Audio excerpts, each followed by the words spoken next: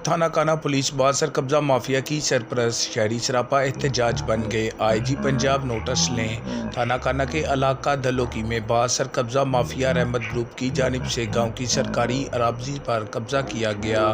21 सितंबर 2021 को इसी model town मकामी तहसीलदार गर्दावर और पटवारी की जानिब से रहमत ग्रुप से कब्जा वागजार करवाया गया।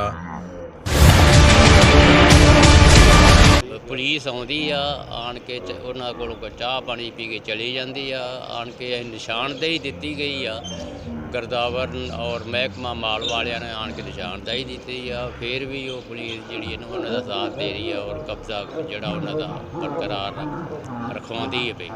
कब्जा ग्रुप के नाल पुलिस रली असी माड़े बंदे लिहाजा साडी कोई गल नहीं सुनता। पुलिस वालियां नूं फोन करीदा काल करीदी वो आउंदे ने फिर फेरा मार के लगे जाते ने उन्हां दे नाल रले पे ने। SHO काना आसम हमीद की तैनाती के बाद कब्जा माफिया ने दोबारा सर उठा लिया। रहमत ग्रुप की जानिब से कब्जा करने की कोशिश की गई। साडे पिंड दे विच सरकारी जगह पई है पानी की निकासी वास्ते असीं उहदे वास्ते पटवारी निशानदेही वास्ते लियांदा निशानदेही दे गया पुलिस दे गए पुलिस उन्हां दे नाल रली है। रहमत सक्का कब्जा करके बैठा उस जगह के उत्ते पानी गलियां तुरिया फिरदा कोई साडी गल नहीं सुनदा। कब्जा पर शहरी अकरम की जानिब से 15 की कॉल की तो कॉलर को ही थाना में बंद करके इंसदादी कार्रवाई कर दी गई, जिस पर सियासी समाजी हलकों ने सरापा एहतजाज किया।